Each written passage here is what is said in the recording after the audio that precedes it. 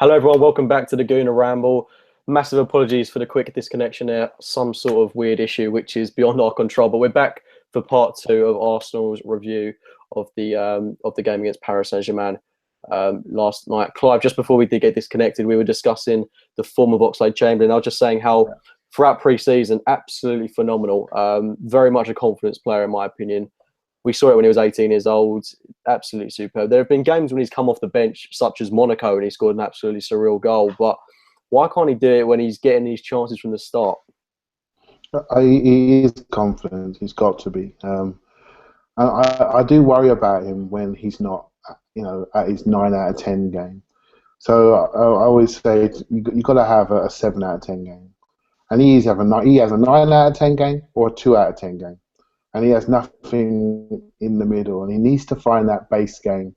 And I've said that some players have this issue. He's an individualist.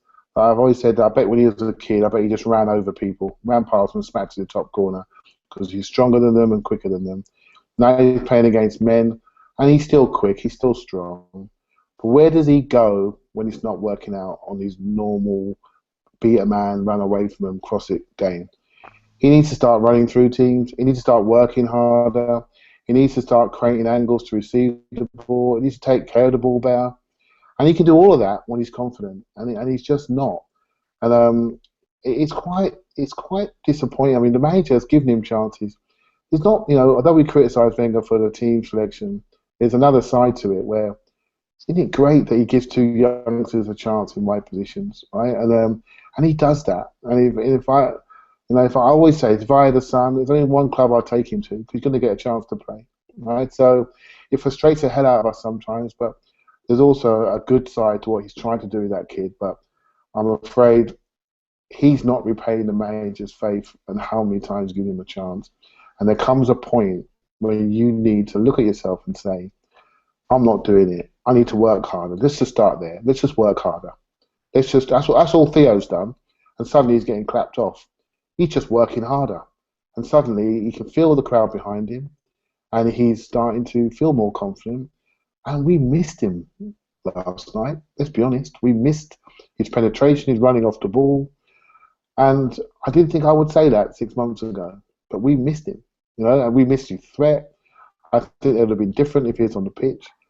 And Oxlade-Chamberlain's got to find the fundamentals of his game. Start working hard.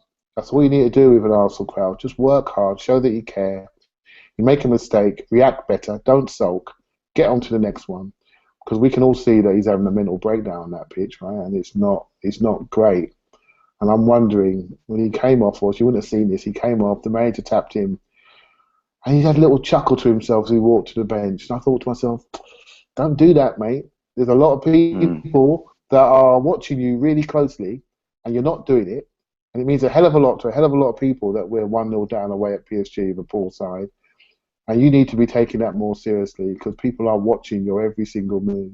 So it's up to him now. Confidence is a thing, but you know what? He's a man. He controls his own destiny, and he needs to start doing it and doing it quick. Without doubt. Voz, Clive touched on Oxlade-Chamberlain not working hard enough, and that's something that I wholeheartedly agree with. It's something I've criticised Theo Walcott of in the past. But the thing I can't get my head around is Chamberlain is 23 years old. He's been at the club for 5 years. He has had a lot of faith poured into him, especially given, that I can't think of an injury-free season that he's had. Why is he not going out there trying to prove a point and get into this Arsenal team? Does he believe in himself? Deep down, you look at a player and you think, has he got that inner ability? Has he got that inner strength? Like Theo, rightly so, was given pelters, and we've seen him all summer working hard. Like he's been back in training all summer. He's thought, right, this is it now. I've got to do it now. I either do it now or it's never going to happen for me. I'm getting on a bit. Ox is now getting to that age where, like we said, he's got to do it, or he'll end up at a lesser club. And he was lucky. He weren't the one to leave this summer. If I'm brutally honest, and I think the reason he didn't, because a lot of Arsenal fans love him and Wenger loves him, and he has the attributes, but realistically, he hasn't contributed on anywhere near a consistent basis. And I just question him mentally. I question him emotionally, and I don't think, like you touched on, Clive, he doesn't look, I wouldn't say disinterested, but it all just seems a bit of a game to him. Like it's not like he's going out there thinking, right, I'm an Arsenal football player, I'm playing for Arsenal football club, I'm representing the club, I need to give everything every game.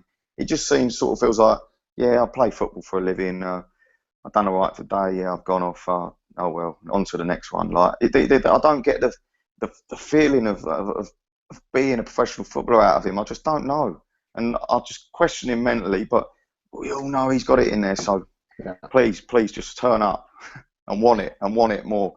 Just want it. Yeah, I mean, I could be opening up a whole different debate by going into the mentality of professional footballers, but something that I've noticed with Chamberlain and Callum James as well, very obsessed with, well, maybe obsessed isn't the right word, but very social media. They're very fond of Instagram and that kind of stuff. I mean, Clive, do you think that that's a problem with footballers nowadays? Because very quick to, I mean, Alex Iwobi yesterday, I'm not saying that he used social media in the wrong way. He used it to say that he was gutted he missed 2 chances that he should have put in the back of the net. But do you think it can be a massive distraction for players such as Chamberlain, who, had he been playing 50 years ago, would have no real media distractions around him and he could be a totally different player? Do you think that social media is an influence and a distraction to a player who's 23 years of age, has got ability and abundance, and he's not performing? That's a massive topic, right? So social media, right, it's an influence almost everybody under the age of 30 massively, takes over their life. And then I suppose if Alexis Sanchez today posts a few Instagram pictures of him and his dogs, everyone's going to smile because he smacked one in the bottom corner last night, right? And OxladeChamberlain's, if he posts a few pictures of himself going out, I'm afraid he might get a bit of abuse because he hasn't played well. And I think it's just down to how you play. Right? Play well, no one cares. Don't play well, we look at your every move. I think it's a way of living now, and I wouldn't like to say that it's wrong. I think I don't really do the Instagram stuff so much, right? So I don't see it. Just Twitter for me, and that's it. But yeah, it's down to how you play. If you play well, no one cares, right? And if you don't play well, we look at your every single move, and that's what social media offers. It offers a link to people who've got information, and it offers you a link to what players are doing, how they carry themselves, how they spend their time, and then we use that information to draw perceptions. And some of those perceptions are completely inaccurate, but they're perceptions nonetheless. And if you're going to put yourself out there and let those perceptions be created, you need to play good at what your primary sport is, which is football in this case. And if you are out there, like, you don't end up like Frimpong, who's better on social media than he is on the pitch, right? And that happens a lot, right? You get a lot of average players with a great social media profile, but their football profile isn't as high. I don't think Ox is one of those, but at the moment he's under the scrutiny, under the spotlight, and he needs to be absolutely spotless until he gets his full back. Yeah, without doubt, fantastic point raised there.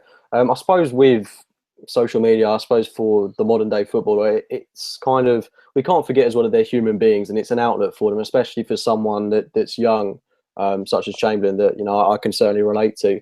I suppose it's similar in a way when back in the day where Ray Parlour, Tony Adams, they like to go for a drink after the games. They want to have that bit of human interaction, and the reality is social media is a big part of the young generation. But I don't want to stay on this topic for too long because we could go on about it for absolutely hours.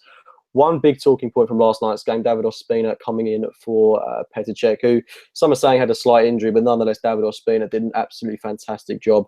And just before we went on air, you mentioned that because Ospina was so fantastic, he doesn't necessarily warrant being dropped in that game against Hull City at the KC. I mean, what did you make when you saw David Ospina lining up between the sticks last night? It's always interesting.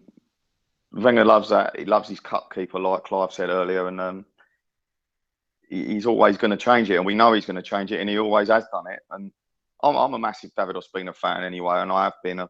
He obviously made that horrific mistake, but he hasn't made anywhere near the level of mistakes that we've seen from previous keepers. And I think people have a perception of David Ospina because he isn't a big commanding keeper that he, for some reason, isn't good, but that's not always the case. And I actually think he is quite commanding, and I do feel quite safe with him in between the sticks. And last night, I mean, wow, he kept us in the game. Some of them saves, absolutely brilliant. He stood massive, stood strong. One of them, I think, I'd actually have questioned whether Petr Cech would have been quick enough to get down. I think when Cavani tried to round him, and it was just like go gadget arm, come out, and like I was thinking, how's he managed that? And he was just inspired, and it was great to see a player that has stayed at the club, and he could easily have left because he's been brilliant for his country, and he would easily command a starting space at a lot of clubs in Europe. But I'm glad he stayed, and I'm glad he performed like that when he does get the chance. But and you want a squad, and you want to utilise the squad.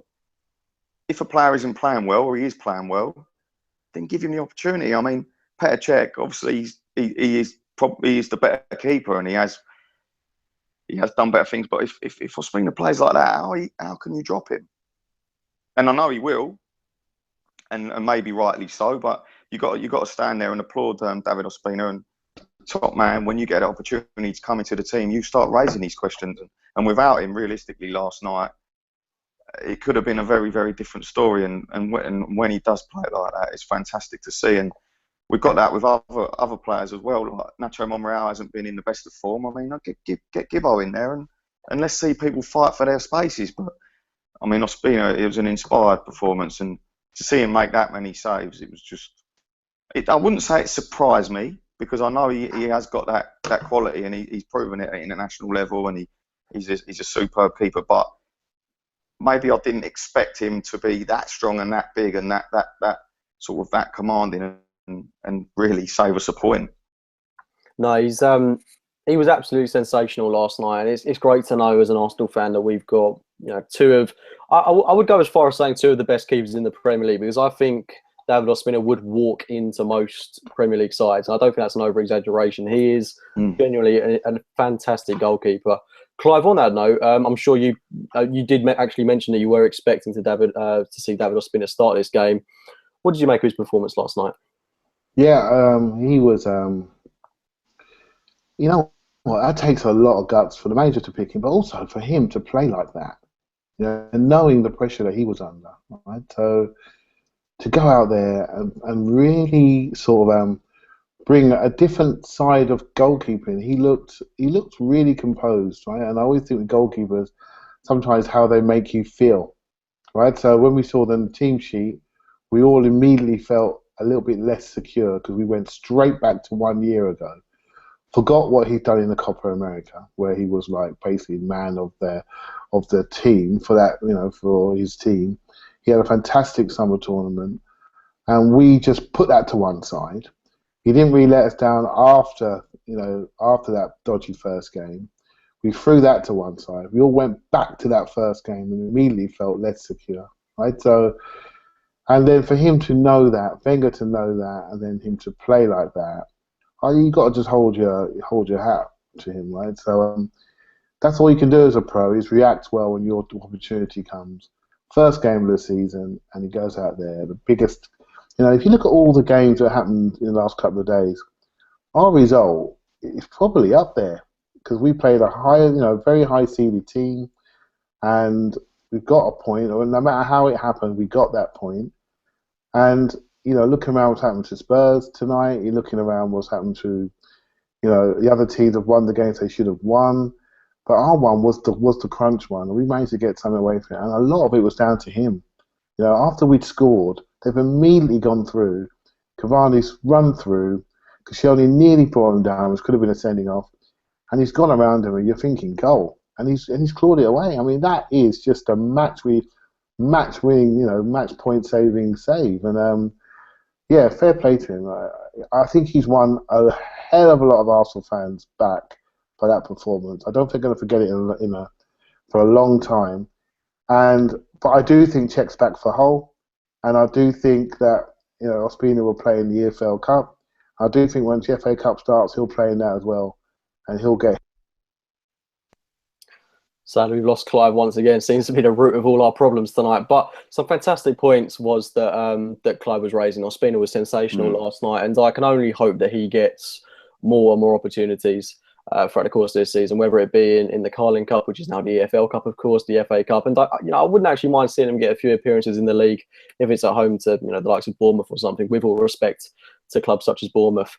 Now, going forward into that game at the weekend at the KC Stadium, I mean, I assumed we were resting players against Southampton so that we'd get a hint at least of our starting 11 against PSG last night, but I wouldn't even say we saw that.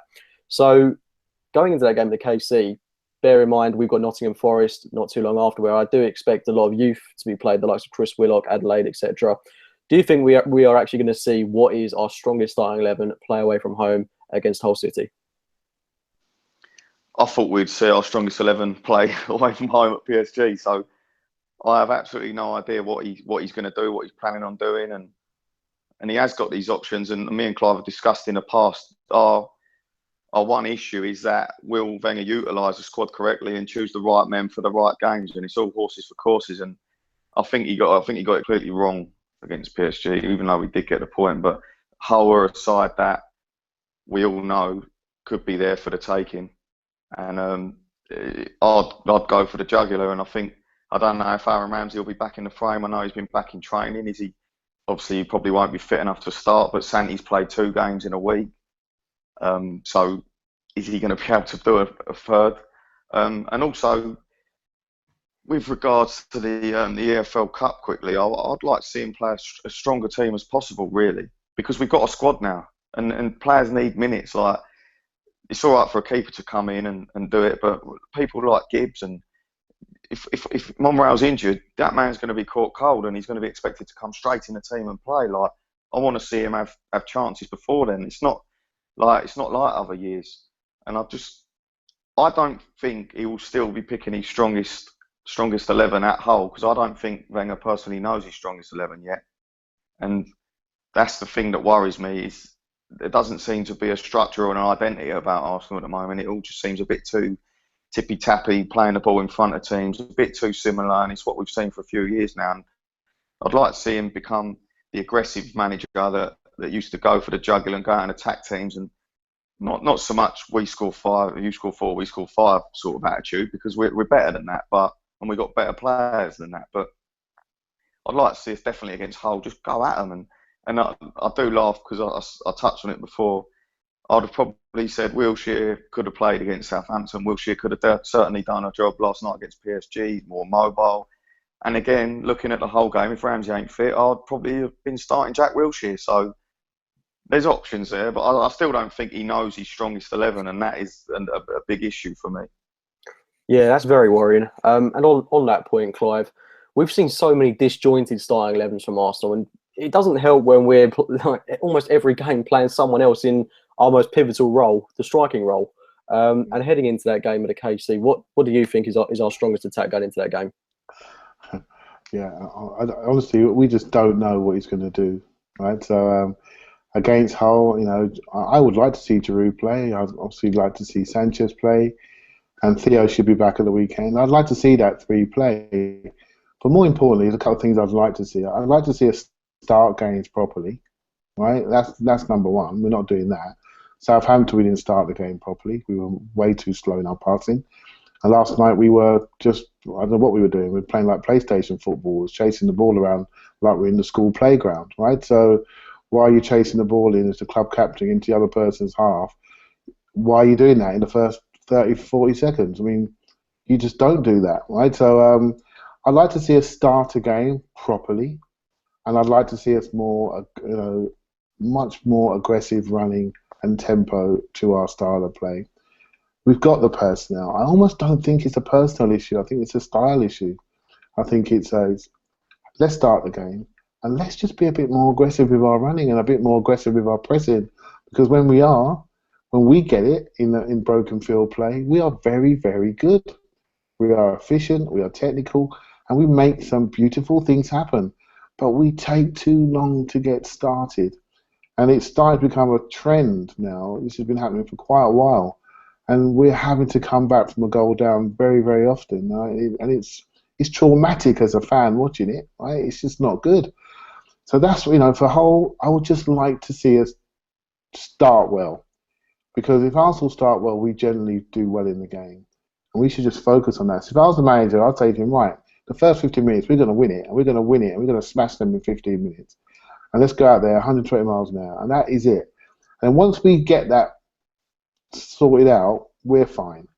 You can always tell with Arsenal. Literally, it takes about 3 minutes. And if you're a fan that knows your team, you know what mood they're in. Literally 3 minutes, right? So if we start well, we'll be fine. Yeah, we should be starting every game like that, though. I mean, these are professionals that should be coming out the blocks incredibly quickly, and they should have that desire to, see the light at the end of the tunnel, which is the Premier League trophy. If we could start every game the way we started that game against United exactly a year ago, I mean, we'd win every game, pretty much. Was for that game on Saturday, what needs to change? So do we see an Arsenal team that's got a lot more chemistry about it, a lot more understanding between the players? What names need to come into the Arsenal starting 11? I'd be certainly going for the jugular. I'd push Alexis back out left, get Giroud at centre forward, Theo back in the team on the right hand side. I don't think Santi's going to be able to play again. He might well do, but 3 games in a week for Santi Cazorla. I mean, yesterday he was just jogging left for about 20 metres and then stopping, and then jogging right for 20 metres and stopping. He was tired and he was shattered against Southampton. So maybe you'll see El Nene come in, or I'd like to see Xhaka, 100% Xhaka start. I think Xhaka can provide the link, and we've seen Mesut Ozil come in far too deep in the last few games. He's having to come deep to receive possession, where the centre of midfield, it just hasn't worked. It just hasn't worked. Whatever he's been trying to do in there, the dynamic hasn't been right, and Mesut has been missing. And don't get me wrong, he hasn't played well, but he's been doing things that you don't want to be seeing Mesut Ozil doing.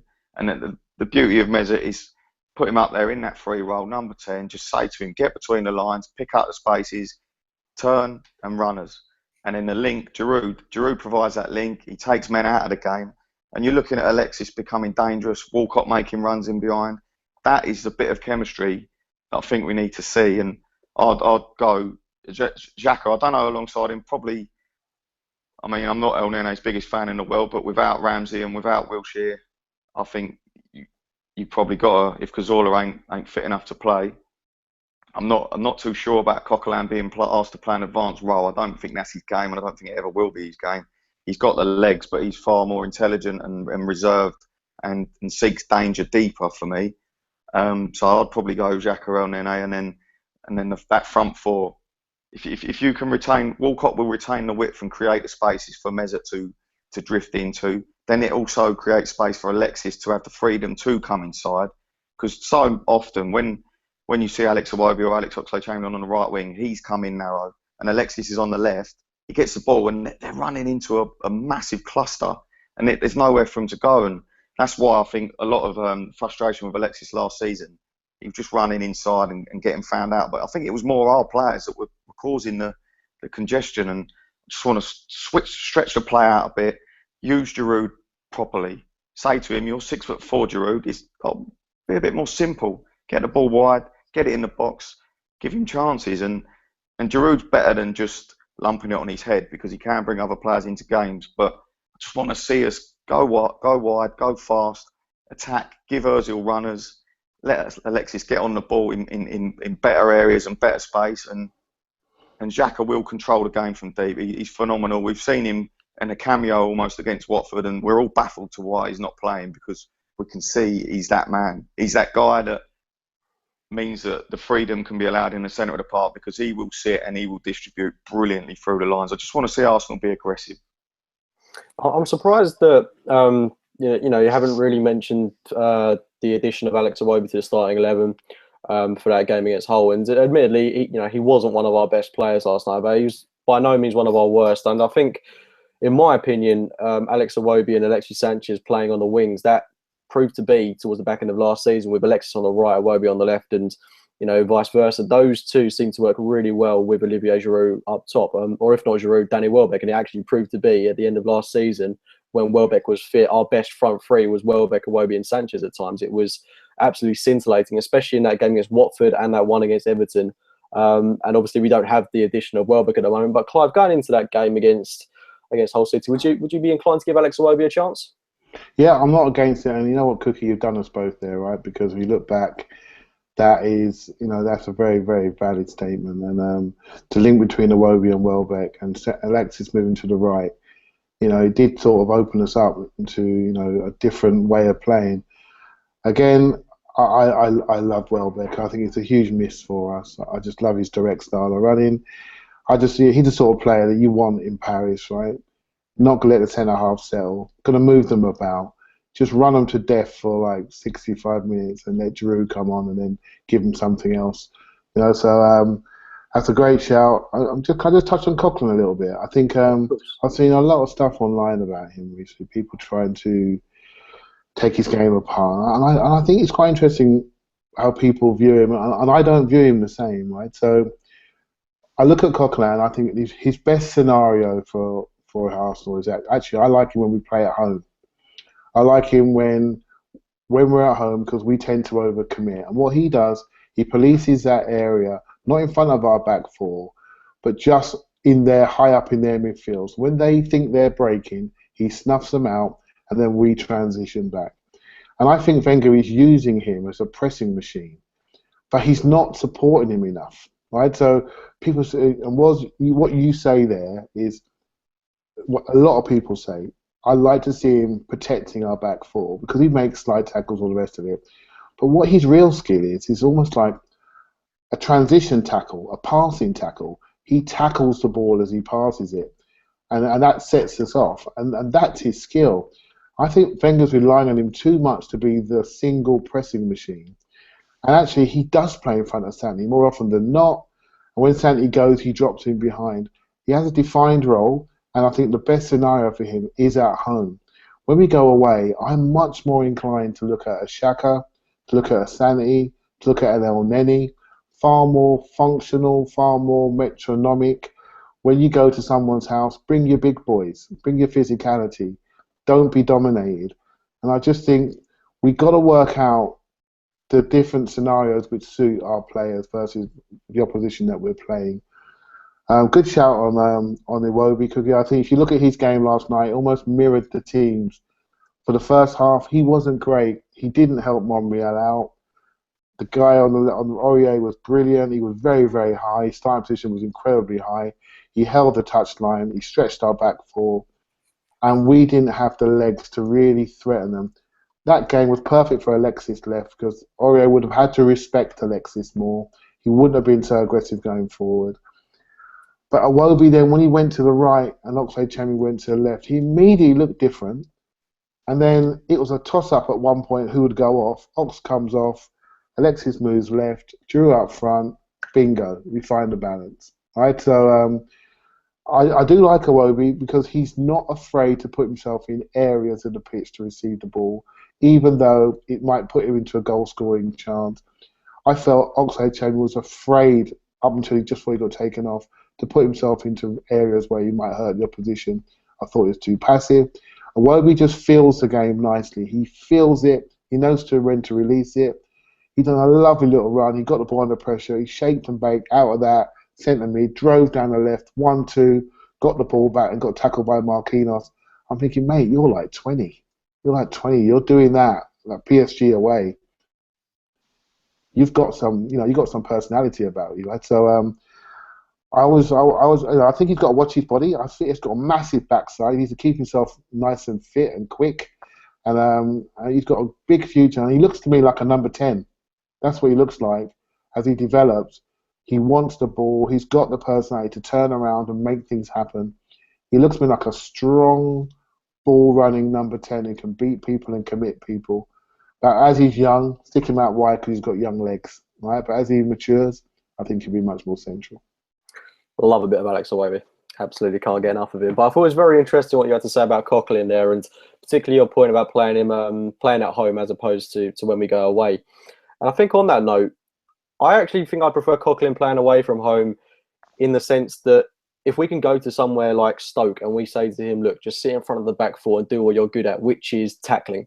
That's what he's, I don't think there is a player better in the Premier League at breaking up play than he is. He can read a pass really well. He can intercept. His tackling is, 99% of the time on point, but then again, he does make that 1% chance where it's a yellow card offence, and that's what we run the risk with Coquelin. He can be a player that could potentially get sent off, but he's starting to manage himself a lot better. And away from home, if we're to line up with, Coquelin playing deep and then having someone like I would like to say Ramsey, but he doesn't particularly work with a Coquelin pivot. But if we were to have, I think the perfect player would be Jack Wilshere, but we don't have him anymore.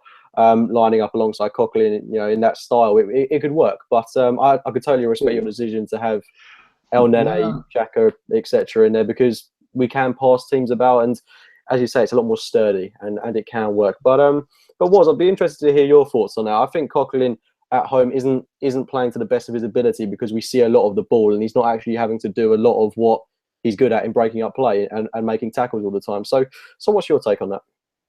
I just think playing Coquelin as a central midfielder to press high is a waste of a man, because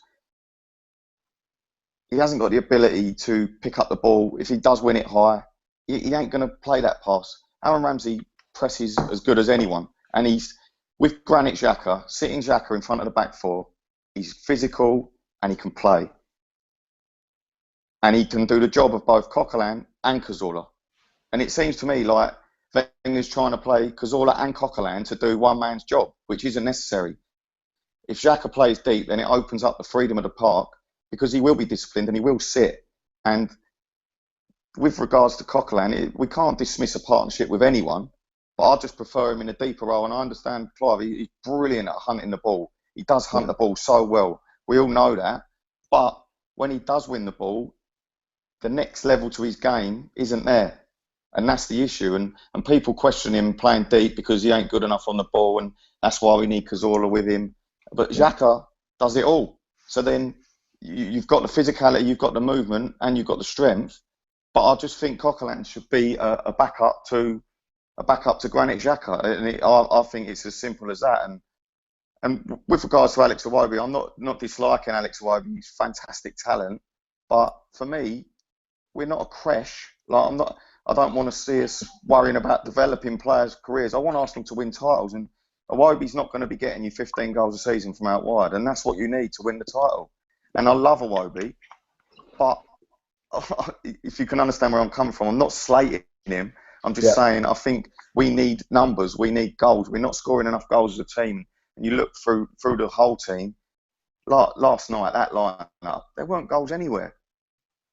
There weren't, but I'm going a bit off point there. But Coquelin, definitely, I agree with you, Cookie. I want to see him in front of the back four, whether it's at home or away. And he's what he does do is win it and play it simplistic.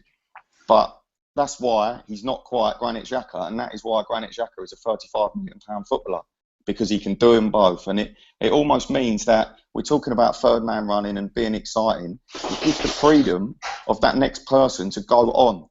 The person next to Xhaka can then have the freedom to get up the park, because they know Xhaka ain't going to go walkies.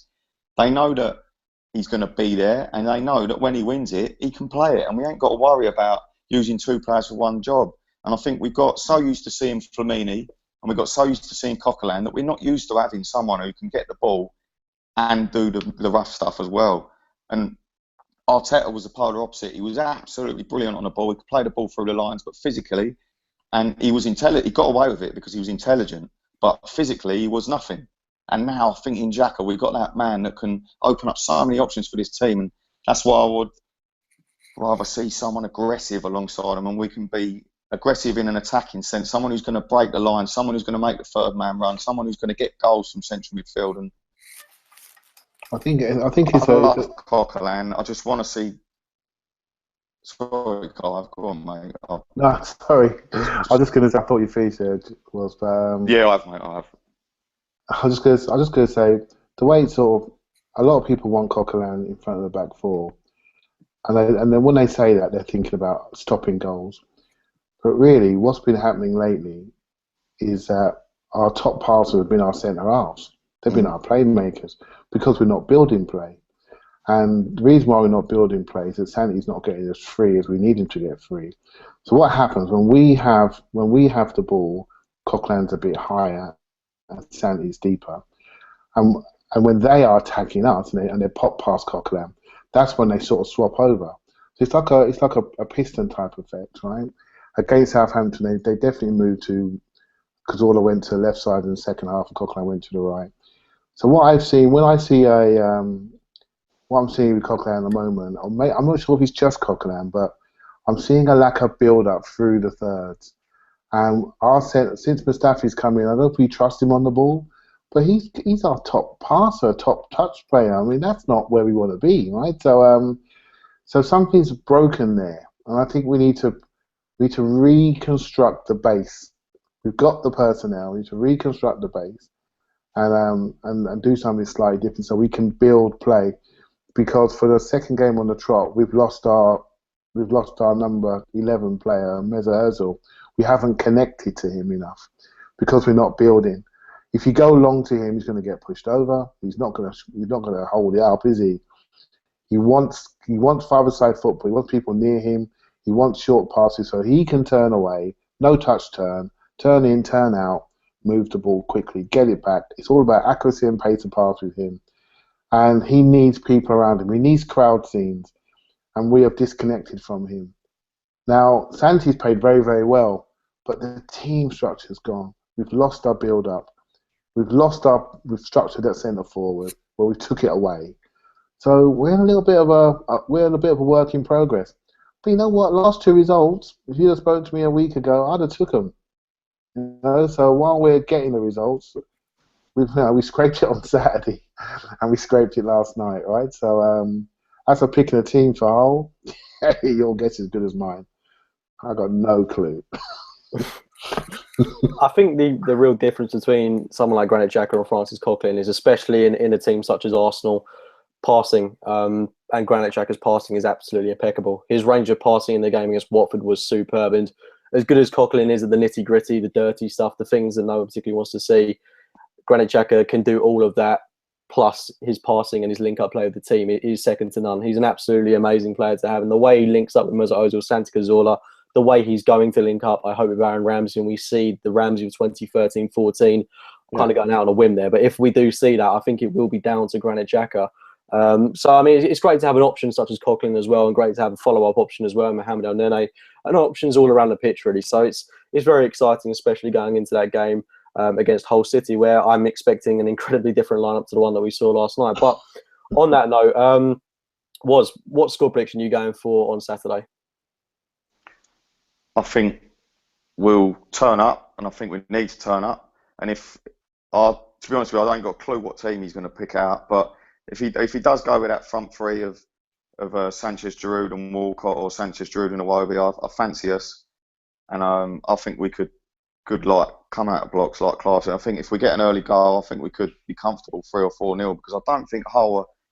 We've had our run-ins with Hull for years, haven't we? Do you know what I mean? And we know what they're all about. And if we get on top of them, they're not coming back, and we will win the game. So I'm quite confident. I'm going to go 3-1 or 4-0. Cracking stuff. Which is mad, because we've been terrible this season, but it's got to change at some point, and it's got to click. And when it does click, it'll be devastating. So I'm just going to every game at the moment, hoping it will click, because after 5 minutes, like Clive said recently, you can just see it ain't going to happen. So let's hope for once we're the ones out of the blocks early doors, and we get the result. No, I mean, the good thing, obviously, at this stage in the season is we are playing crap at times, to be quite frank, but we are getting results. And Clive, yourself, on that note, I wholeheartedly agree with Woz. If we play the correct front three, if we start with Olivier Giroud in this game, even if we start with Perez, maybe on one of the flanks, perhaps, but if we start with recognised attackers and not playing people out of position, then I really think, despite Hull's heroics this season, despite having, I'd certainly say, one of the strongest defences in the league up until now, I mean, I think we could definitely get a couple of goals past this whole side, similarly to the way we did against Watford, if the right players start. So, What score prediction are you going for on Saturday? I think we'll win. I think it'll be close, and I think a lot of it does depend on I'll say 1-0 actually, but it depends on the team selection. The team select, as soon as it came out in Paris, I just looked at it and thought, what is our intent here? What is our intent? What are we saying? Right? So, and I would like to see an aggressive team be picked for Hull. A team that says, we are here, we're coming to beat you. That's all I want to see. And the thing is, we've got the personnel now, so hopefully he'll select it. There's many options, but the balance of the midfield and the balance, I'd like to see much more forward-thinking players higher up.